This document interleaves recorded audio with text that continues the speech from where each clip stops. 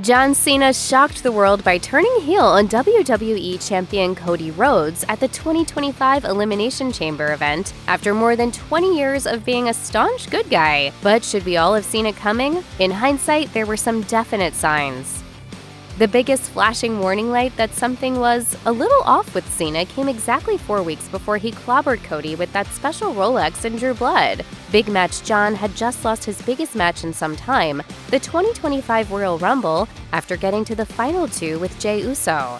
As he sat down for the post-show press conference, Cena immediately announced that he'd be taking no questions and that he would be making a brief statement instead. After musing about this being his last Royal Rumble match and final WrestleMania, Cena noted that his last Mania main event was in 2013, explaining why he's been elsewhere on the card ever since then. He said, "I've always done what's best for business." That is a heel line if there ever was one, dating back to Triple H using it as a catchphrase as the leader of the Villainous Authority starting back in, 2013 or so. Cena added that what was best for business was him being in the main event of WrestleMania 41 and winning a 17th World Championship. He put himself in the chamber match without having to qualify and guaranteed that would happen because he knew he had helped to make it happen.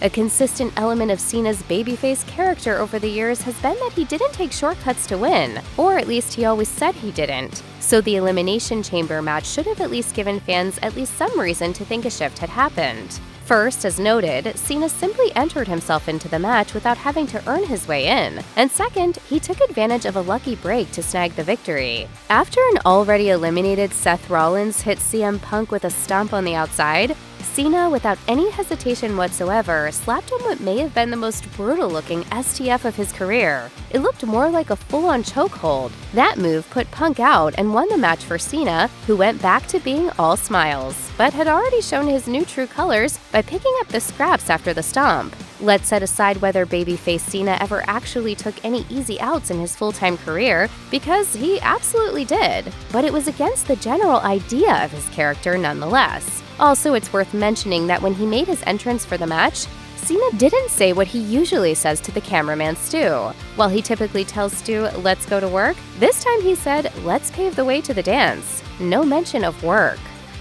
Cena has been on his retirement tour since July 2024, when he announced to the Toronto crowd at Money in the Bank that the 2025 Royal Rumble would be his last Rumble match. He gave a press conference there too and actually took questions that time. Cena perhaps protested too much when asked why he wouldn't turn heel. So I don't know how much impact that would have, because that goes heavily against what I value. Ever since that Money in the Bank appearance, Cena has trotted out several new t-shirts and hats. In addition to the Last Time Is Now, a spin on his My Time Is Now theme music, they're covered in his many other catchphrases: "You Can't See Me," "Never Give Up," even "Rise Above Hate." But one is largely missing: hustle, loyalty, respect. That phrase was prominent on his gear in his last run in 2022 and 2023, particularly on his hat. But aside from the letters HLR on his Royal Rumble shirt, it hasn't been there. And instead of talking about hustle, loyalty, and respect for the fans, he put a corporate spin on the phrase in his presser after the Rumble. "I have built my existence here off of hard work, loyalty to this company, and respect for all of its branches." This clue was pretty hard to parse when it happened, so it's pretty fair to have only seen it in hindsight. But now when you see it, it's hard to miss. Cena has long been associated with the OK hand signal, to the point where it has even appeared on his merch. At the Bad Blood event in October 2024, The Rock made a brief appearance where he walked out on stage after the main event and didn't say a word. As Rhodes and Roman Reigns stood victorious in the ring, the final boss simply counted to 3 on his fingers. Now, counting to 3 is not unusual in wrestling, but when The Rock got to 3, his fingers ended up in the shape of Cena's signature hand gesture before he then mimed a throat slash, just like he did to Cena to signal the turn months later. Again, this could easily pass by unnoticed at the time, especially since Cena wasn't even at Bad Blood. Now though, crystal clear. It's an accepted piece of wrestling lore that there were plans for Cena to turn heel back in 2012, right around the time of his WrestleMania 28 match with The Rock. Before that idea ultimately got scrapped, Cena recorded a new entrance theme and got all new gear for it, looking to ditch the jorts in favor of boxing-style robes and singlets. He explained the thinking behind all that to Chris Van Vliet, saying that he'd strive to be the opposite of everything the John Cena character had been to that point. So I would begin to not work as hard. I would show up less. I would be untrustworthy, unloyal. I would lack respect. That interview with Van Vliet happened in March 2024 on the press tour for Cena's film Ricky Stenicki. Who knows if he knew then that he'd be turning heel for real almost exactly 12 months later, but it does prove that Cena has known for years exactly what he would do if he made the long-awaited heel turn. He may not be wearing singlets and boxing robes, but the behavior? It's there. He's been showing up less for a long time now, and he found an easy way to win the Elimination Chamber match. Cody sure couldn't trust him. And as for being disrespectful, look no further than his sour-faced mic drop at the Elimination Chamber press conference. He has followed his original roadmap, it seems.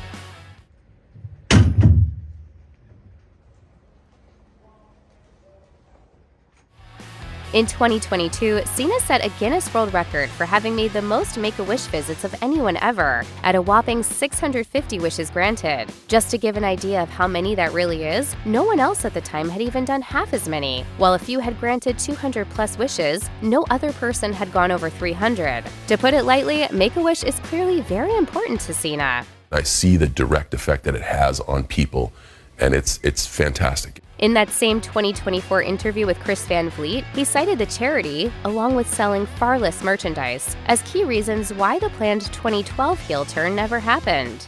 I'm not going to do any more appearances. I'm not going to do any Make-A-Wishes. I'm not going to do anything like that. I'm going to be a bad guy. It's hard to know how many wishes Cena grants these days, but it stands to reason that it's less than it once was. Not because he's unwilling, but because he isn't wrestling full-time anymore, which means fewer kids are seeing him be a hero every week, unless they really love Peacemaker or the Fast and Furious series. So he most likely has less to lose in that regard now than he did in the past. Some of Cena's earliest film roles, particularly in WWE films like The Marine and 12 Rounds, absolutely embodied his heroic ring persona. But once he broke out from WWE to start his full-time acting career, Cena was almost immediately looking to play against type. For instance, his muscle-bound boyfriend character in 2015's Trainwreck wasn't a bad guy exactly, but he was more potty-mouthed than Cena was typically known for being. I will you, all right? I will enter you.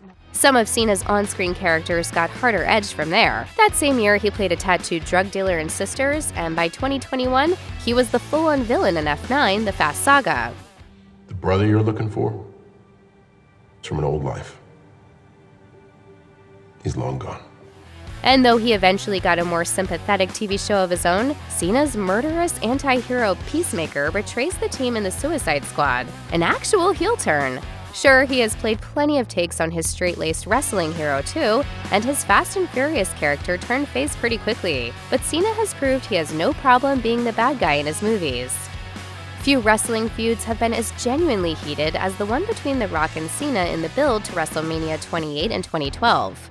It was so real, like we had real problems with each other. Cena was ostensibly the babyface in that feud, but he went for some proverbial low blows. His main line of attack was that the Great One abandoned the fans by leaving WWE behind for Hollywood, and had also lost a step in doing so. Most infamously, Cena called out notes The Rock had written on his wrist for a promo, an unplanned swipe that left Dwayne Johnson pretty furious in real life. It apparently took quite a few years, but Cena eventually admitted he was in the wrong for that. Looking back at it, it was f***ing stupid. Part of what led Cena to that realization was that he also became a movie star, and he gained a totally different perspective on what The Rock was doing back then, taking his valuable time to bring eyeballs and ratings to WWE television. And I now know what that feels like. While that's all genuine real-life stuff between two professionals, it also makes Cena's storyline heel turn in 2025 make more sense. At this point, Cena has way more in common with The Rock than he does with Cody Rhodes or any other full-time performer on the WWE roster. He's even said as much. One of Cena's mid-card WrestleMania appearances over the past few years was the divisive Firefly Funhouse match against Bray Wyatt at WrestleMania 36. People had to get creative that year since that 2020 WrestleMania had no audience thanks to COVID. And nothing was quite as creative as the Firefly Funhouse, which was less a match than a dark look into John Cena's psyche. Among the madness of the match, which looked back at all of Cena's various gimmicks over the years, Cena was also shown giving into his dark side and swinging a chair at Wyatt, who disappeared.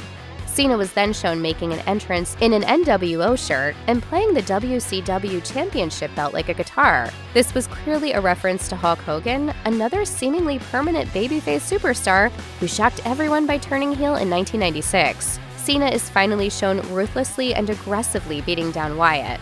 And it's the loss of his core values that eventually gives Wyatt's Fiend character the opening to put on the mandible claw and win the fever dream of a match. Cena can even be heard referring to himself as overvalued, overhyped, and overprivileged. Again, it'd be ridiculous to say this was a pre-planned setup for the heel turn that would come 5 years later, but it did prove that Cena, the character, had a dark side to explore. And who knows, maybe we'll learn that the Firefly Funhouse match was the start on his path to the dark side, if WWE actually wants to bring it up again.